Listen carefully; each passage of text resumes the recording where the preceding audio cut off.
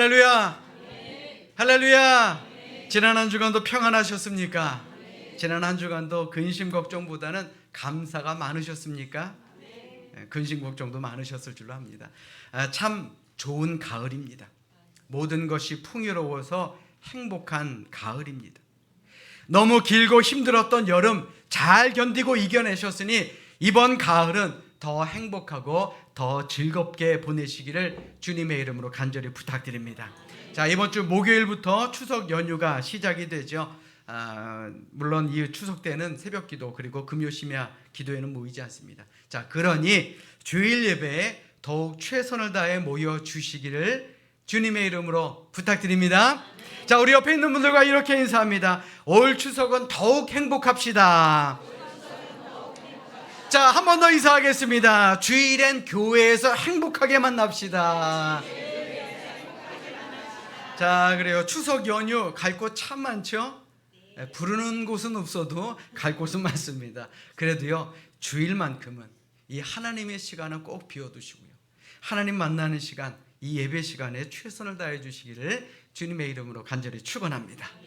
하버드대 심리학과 교수였던 로버트 로젠탈 교수가 이 로젠탈 효과라는 이론을 발표했습니다. 이 로젠탈 효과가 뭐냐? 타인의 긍정적인 기대나 관심, 그리고 격려, 그리고 칭찬이 그 사람에게 정말 긍정적인 효과를 미친다라는 것을 설명한 그런 용어입니다. 이 실험을 위해서 한 초등학교에서 20% 정도의 아이를 무작위로 선별을 했습니다. 그러니까 머리가 좋은 아이를 택한 것이 아니라 그냥 무작위로 선택을 했어요. 그리고 그 명단을 담당 각 교사들에게 주면서 이 명단에 있는 아이는 특별히 지적 능력이 뛰어난 아이입니다. 그러니 선생님 잘 살펴보시고 학업 성취 향상 가능성이 높으니 우리 선생님 잘 칭찬 좀 많이 좀 해주시기를 바랍니다 라고 이야기를 했습니다. 로젠탈 교수의 말을 듣고 또 그 말을 믿었던 교사들은 이 명단에 있는 학생들의 가능성을 믿고는 그 학생들을 격려와 칭찬으로 이끌기 시작합니다. 잘한다, 잘한다. 그래, 너에겐 가능성이 있어. 그래, 넌 언젠가 잘 될 거야. 좋을 거야. 자, 그런데 놀랍게도요, 8개월이 지난 후에 이 선별되었던 학생들이 다른 일반 학생들보다 IQ 평균 점수가 훨씬 더 높게 나왔다라는 연구 결과입니다. 그러니까 한마디로요, 칭찬은 고래도 춤추게 한다라는 말, 이 말이 틀린 말이 아니다라는 것입니다. 저는 신앙생활도 이와 마찬가지다라고 믿습니다. 누군가가 자신을 진심으로 믿고 격려하는 것만으로도 우리가 열심히 노력하지 않습니까? 왜요? 그 결과에 부응하기 위해서. 이 믿음 생활도 마찬가지입니다. 우리 권사님, 우리 집사님 너무너무 본이 됩니다. 너무너무 좋습니다. 이렇듯 서로가 믿음으로 격려할 수만 있다면요, 그 교회는 결코 힘이 없거나 작은 교회가 아니다라는 것입니다. 아멘. 자, 우리 옆에 있는 분들 한번 바라보십시오. 자, 믿음이 좋아 보이시나요? 자, 아멘 안 하시는 분들은 큰일 났습니다. 자, 우리 서로 격려하며 사시기를 주님의 이름으로 부탁드립니다. 자, 우리 옆에 있는 분들에게 이렇게 알려줍시다. 믿음이 참 좋아 보이십니다. 자, 좀 빈말이라도 좀 하세요. 자, 우리 성경을 높이 들고요, 우리의 믿음을 큰 소리로 고백합시다. 우리 성경을 높이 듭니다.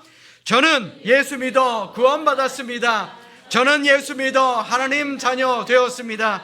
저는 예수 믿어 천국 백성 되었습니다. 하나님께서 선물로 주신 오늘 하나님 말씀으로 가르침을 받습니다. 눈을 열어 주의 법 안에 있는 놀라운 진리를 보고 깨닫게 하소서. 아멘으로 순종하여 하나님께 영광 돌리는 삶이 되게 하소서. 아멘. 고백한 대로 사시는 여러분들 되시기를 주님의 이름으로 축원합니다. 성경은 우리 인생을 참 깨지기 쉬운 질그릇과 같다라고 말합니다. 이 질그릇이 뭡니까? 흙으로 그저 빚어 말린 그릇입니다. 그러니 조그만 충격에도 어이없이 깨지는 것이 바로 질그릇이죠. 생각해보면 인간이 참으로 강한 것 같지만 또 반대로 생각하면요, 참으로 연약한 것이 바로 인간입니다. 하다못해 말 한마디에도 우리의 마음이 흔들리고 우리의 믿음이 흔들리는 것, 그것이 바로 인간 아닙니까? 가정에서 남편의 거친 말 한마디 때문에 아내가 깨어집니다. 자녀들이 깨어집니다. 또 반대로 아내의 한숨 한 번에 남편의 마음이 깨어지고 자녀들의 마음이 깨어집니다. 그러니 이번 추석 가족들이 모이게 된다면 과연 어떤 말을 해야 하겠습니까? 힘이 되는 말만 하시기를 주님의 이름으로 간절히 부탁드립니다. 오늘 본문의 말씀은 이처럼 연약한 인간을 하나님께서는 아주 섬세하고 자상하게 돌보신다라는 사실을 예수님은 말씀하고 있습니다. 그러니 오늘 말씀을 곰곰이 되씹어 보면 우리의 마음에 든든함을 느낄 수 있어야 합니다.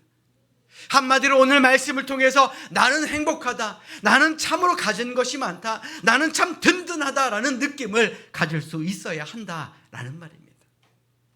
자, 여러분들에게 묻겠습니다. 하나님이 여러분들과 함께 하심을 믿으십니까? 아멘. 자, 이럴 때 아멘 해야 되는 겁니다. 자, 그 마음을 품고 오늘 말씀을 잘 들으시기 바랍니다. 오늘 본문 6절의 말씀에 보면 참으로 재미있는 표현이 나옵니다. 예수님께서 참새의 가격을 말씀하신 것입니다. 2 아사리온의 참새 5마리. 제가 아주 어렸을 때 포장마차를 이렇게 지나가게 보면은 그 위에 참새구이 이렇게 해서 붙여놨더라고요. 저는 먹어보지 못했습니다. 근데 참 궁금하기는 했던 것이 참새구이더라고요. 여러분들 드셔보셨나요? 저희 2부 예배 때는 안 드셔보신 분들이 많습니까? 1부 예배 때는 이러신 분들도 많은데. 근데 여러분들 한번 생각해 보십시오. 참새가 뭐가 먹을 게 있겠습니까? 참. 그러니 이 참새라는 존재는요, 참으로 볼품없고 먹을 것도 없는 그런 새라는 의미를 하고 있는 말씀입니다. 자, 그런데 오늘 본문 6절의 말씀 보십시오. 참새 5마리가 2 아사리온에 팔리는 것이 아니냐. 그러나 하나님 앞에는 그 하나도 잊어버리시는 바 되지 아니하는도다 라고 말씀합니다. 당시 한 아사리온이라는 돈은요, 노동자 하루 품삯의 16분의 1 정도 되는 돈입니다. 그러니 쉽게 말해서 오늘날 화폐 가치로 본다면 참새 한 마리의 가격은 대충 1,000원, 또 1,000원 안팎이다라는 것이죠. 그럼에도 불구하고 하나님께서는 이처럼 1,000원짜리밖에 안 되는 이 참새, 세상이 널리고 널린 그 참새를 보더라도 하찮은 참새 한 마리에게도 계획이 있으시다라는 겁니다. 그리고 돌보아 주신다라는 겁니다. 그게 오늘 본문이 주는 교훈입니다. 오늘 본문의 말씀을 마태복음 10장 29절에는 이렇게 표현하고 있습니다. 참새 2마리가 한 아사리온에 팔리지 않느냐. 그러나 너희 아버지께서 허락하지 아니하시면 그 하나도 땅에 떨어지지 아니하리라. 즉 공중에 나는 새 한 마리도요, 그의 생명도요, 하나님의 뜻 없이는, 하나님의 허락 없이는 땅에 떨어지지 않는다라는 것입니다. 이 얼마나 소망 있는 말씀입니까? 참새 한 마리가 사는 것도 하나님께서 관심을 가지고 하나님께서 관여하시고 하나님께서 지켜주고 계시는데, 하나님의 자녀인 우리 하나님께서 과연 모른 척하고 계시겠느냐라는 말이죠. 오늘 본문 7절의 말씀 자막으로 준비했습니다. 우리 함께 한 목소리로 함께 합독하겠습니다. 함께 읽습니다. 시작. 너희에게는 심지어 머리털까지도 다 세신 바 되었나니 두려워하지 말라. 너희는 많은 참새보다 더 귀하니라. 아멘. 우리가 누굽니까? 하나님의 자녀 아닙니까? 아니, 세상 참새도 하나님이 지켜주시는데 우리라고 하나님께서 그냥 두시겠느냐라는 말이죠. 이와 비슷한 말씀이 있습니다. 예수님께서 마태복음 6장 30절의 말씀을 통해 우리에게 이렇게 말씀합니다. 오늘 있다가 내일 아궁이에 던져지는 들풀도 하나님께서 이렇게 입히시거든. 하물며 너희일까 보냐. 믿음이 작은 자들아. 하나님은 참새도 지켜주시고 들풀도 입혀주시고 그리고 오늘을 사는 우리도 지켜주시는 분이 바로 하나님이다라는 겁니다. 세상 미물, 즉 아주 하찮은 것들도 하나님께서 입히시고 먹이시고 땅에 떨어지지 않도록 보호해 주시는데 우리가 왜 근심하며 왜 걱정하며 살아야 하느냐, 이 말씀을 우리에게 하고 있는 겁니다. 사랑하는 여러분, 우리 스스로를 때로는 참으로 약한 존재라고 생각할 때가 있습니다. 그러니 근심하고 걱정하며 사는 것 아닙니까? 그런데 여러분들 잘 생각해 보십시오. 우리가 진짜 약해서 약하다고 생각합니까? 아닙니다. 우리의 믿음이 약해서입니다. 우리의 믿음이 약하니까 우리 스스로를 약자라고 생각을 하는 것입니다. 그러니 근심하며 걱정하며 사는 거죠. 사단은 끊임없이 우리를 의심하도록 만드는 존재입니다. 끊임없이 하찮은 존재로 여기게 만드는 것이 바로 사단의 일입니다. 작은 의심부터 시작하게 해서 끝내 하나님의 존재를 의심하게 만드는 것, 그것이 바로 사단이 하는 일이죠. 세상 근심을 통해 우리의 믿음이 약해지게 만들고 결국 하나님을 등지게 만드는 것, 그것이 바로 사단의 역할이다라는 말입니다. 그러니 우리가 이러한 사탄의 계략에 놀아나서야 되겠느냐라는 것이죠. 자, 우리 옆에 있는 분들 한번 바라보십시오. 강한 믿음의 용사처럼 보이십니까? 자, 이럴 때 아멘 하셔야 됩니다. 자, 우리는요, 하나님이 함께 하시는 강한 용사입니다. 그런데 그 강한 용사가 되기 위해서, 믿음 있는 용사가 되기 위해서 무엇보다도 나의 값어치를 우리는 인정하며 살아야 합니다. 자, 여러분들에게 묻겠습니다. 자, 여러분들은 얼마짜리입니까? 자, 아이고. 자, 목사가 물어보면요, 많은 성도들은 습관적으로 예수님짜리요 라고 이야기를 한다 그럽니다. 자, 그런데 과연 여러분들은 스스로 나는 얼마짜리라고 생각하십니까? 그리고 그 가치는 과연 누가 매겨준 것입니까? 고대 인도에 자신이 얼마나 가치 있는지를 궁금해하는 사람이 있었습니다. 그래서 당시 인도에서 가장 현명하다고 알려진 나나크데브라는 학자를 찾아가 선생님, 제가 얼마짜리입니까? 라고 묻습니다. 그러자 그는 서랍에서 작은 보석 하나를 꺼내주며 그 사람에게 이렇게 말합니다.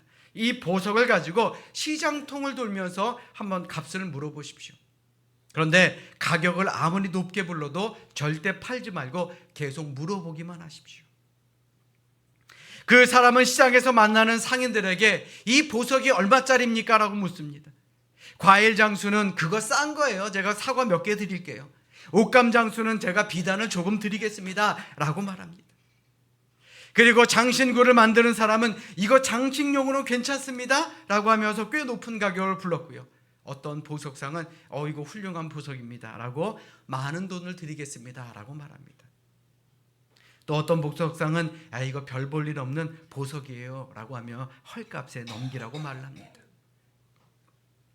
이 사람이 돌아와 자신에게 있었던 일을 말하자 이 나나크데브라는 사람은 이렇게 말합니다. 사람의 가치도 이 보석과 마찬가지입니다. 다른 사람이 나의 가치를 평가하는 것이 각각 다 다르기 때문에 그렇습니다. 그러니 나의 가치는 다른 사람에 의해서 평가되는 것이 아니라, 결정되는 것이 아니라 나 스스로 정하는 것입니다 라고 이야기를 했다라는 겁니다. 자, 여러분들에게 다시 한번 묻겠습니다. 여러분들은 얼마짜리입니까? 자, 예수님짜리죠. 아멘. 자, 문제는 우리 스스로가 우리의 가치를 낮게 여길 때가 있다는 것이죠. 스스로 자책할 때가 많습니다. 스스로 나는 무가치합니다. 나는 무능력합니다 라고 느낄 때가 있습니다. 담임 목사인 저도 그럴 때가 있습니다. 그런데 이게 우리의 본 모습 아닙니까? 그러나 하나님만큼은 우리의 가치를 세상 무엇보다도 귀한 예수님의 목숨의 값으로 우리를 치러주셨음을 기억하시길 바랍니다. 그러니 우리 모두는 세상 누구보다도 귀하고 귀한 존재가 되는 것입니다. 아멘. 우리의 가치는 하나님의 귀한 자녀라고 하나님께서 정해주셨기 때문에 우리는 세상 누구보다 귀한 사람이다라는 것, 우리는 이것을 믿으며 살아가시기를 주님의 이름으로 간절히 축원합니다. 자, 우리 옆에 있는 분들은 한번 바라보십시오. 귀한 믿음의 용사처럼 보이십니까? 자, 우리 모두는요, 힘을 내어 승리하는 사람들이 되어야 합니다. 왜요? 예수님짜리니까. 아멘. 자, 우리 옆에 있는 분들에게 알려주십시오. 저는 예수님짜리입니다. 그래요. 자기만 좀 얘기하면 좀 그렇죠. 자, 우리 다시 한번 옆에 있는 분들에게 이렇게 알려줍시다. 당신도 예수님짜리입니다. 자, 우리 모두가 사는 모습이 다르고 수준이 다르고 누리는 것 다 다릅니다. 그러나 한 가지 공통점이 있습니다. 바로 우리 모두는 하나님의 자녀라는 사실입니다. 다른 것은 잊어도요, 이것은 잊어서는 안 되는 것입니다. 여러분들 잘 들으십시오. 그리고 꼭 기억하십시오. 하나님은요, 성공하고 높은 지위에 있는 사람, 화려한 사람들만을 사랑하시는 분이 아닙니다. 우리 모두를 귀하게 여겨주시고 나의 모든 것을 인정하여 주시고 하나님의 자녀인 우리 모두를 위해서 예수님을 십자가에 달려 죽게 만드실 만큼 우리를 귀하게 여기시는 분이다라는 사실, 우리는 이것을 기억하며 사시기를 주님의 이름으로 간절히 축원합니다. 자, 우리 따라서 합니다. 하나님은 나를 사랑하십니다. 자, 다시 한번요. 하나님은 나를 돌보아 주십니다. 맞습니다. 우리가 흔들리지 않는 믿음의 용사가 되기 위해서는 하나님께서는 세심히 우리를 돌보시고 관심을 가진다라는 사실을 우리는 기억해야 합니다. 하나님이 얼마나 자상하고 또 섬세하게 우리를 돌보신다라는 것을 더욱더 분명하게 가르쳐주는 말씀이 있습니다. 오늘 보면 7절의 말씀 보십시오. 너희에게는 심지어 머리털까지도 다 세신 바 되었나니 두려워하지 말라. 너희는 많은 참새보다 더 귀하니라. 아멘. 자, 여러분들에게 묻겠습니다. 사람 머리카락이 몇 개 정도 될까요? 여러분들 세보셨습니까? 근데 정말 놀랍게요, 이걸 세본 사람이 있더라고요. 인터넷에 물어보니 인종별로 차이가 있기는 하지만 약 8만 개에서 12만 개 정도의 모발이 존재한다라고 합니다. 자, 여러분들 알고 계셨나요? 여러분들 눈썹이 몇 개인지는 아십니까? 아니, 그 보이는 눈썹도 세지 못하는 사람이 어떻게 머리카락을 세겠어요? 약 8만 개에서 12만 개 정도의 모발이 존재한다 그러죠. 그런데 대부분 사람들은 어떻습니까? 별로 이렇게 신경이나 관심을 두고 살아가지 않습니다. 조금 빠졌네 하는 정도이지 과연 몇 개가 남았을까, 이거를 궁금해하는 사람도 없습니다. 그러면 오늘 본문에서 예수님께서는 하나님께서 왜 우리의 머리털을 세고 계신다라고 말씀하셨을까요? 심심해서요? 아닙니다. 오늘 예수님의 이 말씀은 우리 사람들조차도 대부분 무관심하게 여기는 것까지도 하나님께서는 깊은 관심을 가지고 우리를 보고 계신다라는 말입니다. 막상 본인 당사자인 나도 알지 못하는 그 사실까지도 하나님은 깊은 애정을 가지고 우리를 지켜보고 계신다라는 겁니다. 우리는요, 이 존재에, 이 지구에 그냥 별 존재가 아니라, 별 가치 없는 존재가 아니라 하나님의 무한한 애정이 담겨있는 그런 사람들이다라는 겁니다. 믿으시면 아멘. 아멘. 여러분들은 하나님이 나에게 관심을 갖고 계시니, 또한 나와 함께 하심을 믿으니 이 얼마나 든든해야 합니까? 여러분 한번 스스로에게 생각해 보십시오. 한번 물어보십시오. 과연 우리가 이 세상을 살면서 든든하다, 하나님이 나와 함께 하시니 참으로 든든하다라고 믿고 살아가는 사람들이 얼마나 됩니까? 여러분들 그런 믿음으로 살아가십니까? 이제 앞으로 그런 믿음으로 살아가시기를 주님의 이름으로 축원합니다. 하나님은 나의 모든 것을 알고 계시고 나와 함께 하시고 나를 지켜주시고 나를 인도하여 주신다라는 사실, 우리가 이거 하나만큼만은 잊어서는 안 될 줄로 믿습니다. 2018년 12월 25일 경기일보에 이런 기고문이 있었습니다. 미국의 수잔 앤더슨이라는 중년 부인이 평상시에 눈이 나빠서 수술을 받게 되었습니다. 그런데 그 수술이 잘못돼서 그만 실명을 하게 되었습니다. 앞을 볼 수 없게 된 아내를 이 남편이 아내의 직장까지 매일 아침 저녁 출근과 퇴근을 시켜주었습니다. 그런데 어느 날 남편이 아내에게 이렇게 말합니다. 언제까지 내가 당신을 데리고 다닐 수도 없고 또 언제까지 당신도 나를 의지할 수 없으니 이제부터 당신 혼자 출근 퇴근하세요. 이 말을 듣는 아내는 어쩔 수 없는 일이긴 하지만 마음 한구석에는 배신감 그리고 섭섭함이 밀려왔습니다. 그런데 그렇게 할 수밖에 없었기 때문에 이 여인은 혼자 출근하기 시작합니다. 때로는 넘어지기도 하고 모서리에 부딪히기도 하고 참 눈물겨웠지만 그래도 조금씩 날짜가 지나고 적응을 하고 익숙해져 가게 됩니다. 그렇게 혼자 다니기를 시작한 한참이 지난 어느 날 버스를 타고 있는데 이 버스 운전사가 이렇게 말합니다. 부인은 참 좋으시겠습니다. 아주 훌륭한 남편을 주셨어요. 이렇게 매일매일 한결같이 부인을 보살펴 주시니 얼마나 좋으시겠어요? 라고 말하는 겁니다. 이게 무슨 소리인가 알고 보니까요, 남편은 아내가 버스를 타면 같이 몰래 타서 뒷자리에 앉아 있었고 아내가 회사에 들어가는 것까지 보고 난 다음에 자신이 직장으로 출근을 했다라는 겁니다. 아내에게 말은 혼자 가라고 말했지만 혼자 둔 것이 아니었다라는 것이죠. 뒤에서 늘 지켜보고 늘 살펴보았다라는 말입니다. 제가 이 말씀을 왜 드리겠습니까? 하나님께서도 마찬가지입니다. 하나님은 우리가 시험 당할 때에, 우리가 어려움을 겪을 때에, 우리가 이 세상을 살아갈 때에 혼자 내버려 두시지 않는 분입니다.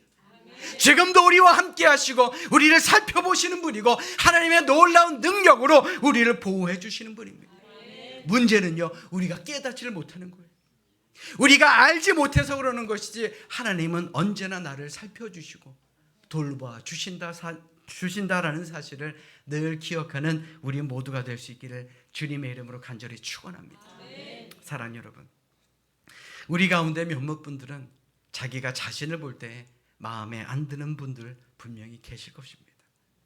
내가 나를 봐도 마음에 안 들고 내가 나를 생각해도 마음에 안 들고, 그럼에도 하나님은요 우리를 사랑한다라고 말씀하십니다. 내가 가진 것이 없고 재능도 남 같지 못해서 주눅들 때도 있지요. 그럼에도 불구하고 하나님은 여전히 나를 아끼시고 여전히 나를 생각하시고 사랑하시고 돌보아 주신다라는 것입니다. 그리고 오늘까지도 힘겨운 세상 속에서 우리를 지켜주시고 우리와 함께 하셨음을 기억하는 우리 모두가 되시기를 주님의 이름으로 부탁드립니다. 이런 하나님께서 세상 끝날까지 우리와 함께 하시겠다 약속하셨습니다. 이 얼마나 든든한 일입니까? 믿으시면 아멘. 자, 우리 옆에 있는 분들에게 이렇게 알려줍시다. 하나님이 나와 함께 하십니다. 자, 나와만 함께 하지는 않죠. 우리 모두 함께 하시죠. 자, 다시 한번 옆에 있는 분들에게 알려줍시다. 하나님은 당신과 영원히 함께 하십니다. 자, 우리가 이런 믿음으로 살아갈 때에 우리는 결코 흔들리지 않는 믿음의 용사가 됨을 믿으시기를 주님의 이름으로 축원합니다. 자, 이제 마지막으로 우리가 믿음의 용사가 되기 위해서는 우리는 내일을 하나님께 맡겨야 합니다. 우리의 내일, 우리의 미래, 우리의 모든 삶, 우리의 모든 시간을 하나님께 맡겨야 된다는 말입니다. 자, 그렇다면 맡긴다라는 말이 무엇을 의미합니까? 사전을 찾아보면 내 것을 돌려받기 위한 목적으로 남에게 잠시 주는 것을 맡긴다라고 말합니다. 그런데 성경에서는요 그 의미가 조금은 다릅니다. 가장 어려운 결단 맡김이라는 책의 저자 데비 에커먼은 맡긴다라는 것에 대해서 다음과 같이 세 가지로 그 의미를 정의합니다. 첫 번째는 온 마음을 다하는 섬김, surrender라고 말하죠. 이게 뭡니까? 하나님께 나의 모든 걸 맡기는 것.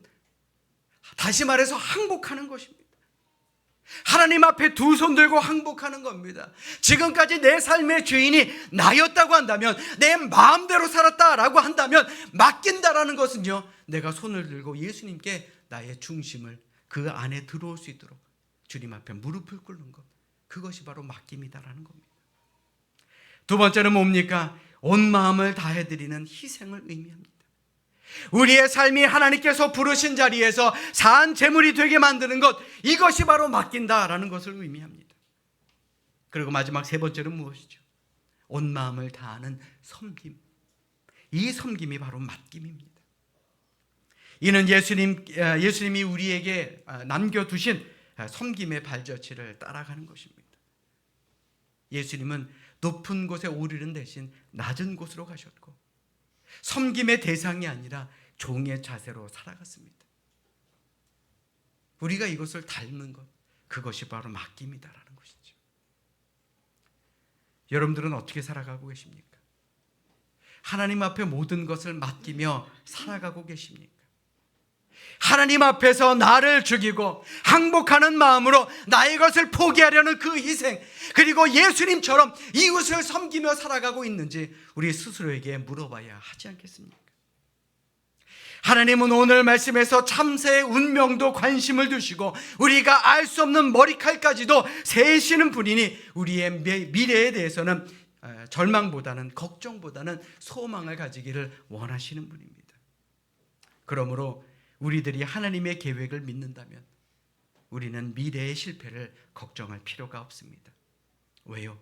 적어도 하나님은 우리에게 향하신 계획이 있기 때문에 그렇습니다. 참새가 살고 죽는 것도 하나님의 뜻인데 우리가 죽고 사는 문제, 이러한 모든 문제 다 하나님의 계획 안에 있지 않겠느냐라는 것입니다. 참 안타깝게도 세상 사람들은 이것을 모릅니다. 그러니 믿지 못하고 살아가니 하나님의 능력보다는 내 능력을 더 신뢰하죠. 끊임없이 의심합니다. 끊임없이 걱정하며 살아갈 수밖에 없는 것이 바로 세상 사람들입니다. 사랑 여러분, 우리는 세상 누구보다도 귀한 하나님의 자녀들입니다. 예수님께서도 오늘을 사는 우리에게 이렇게 말씀하셨습니다.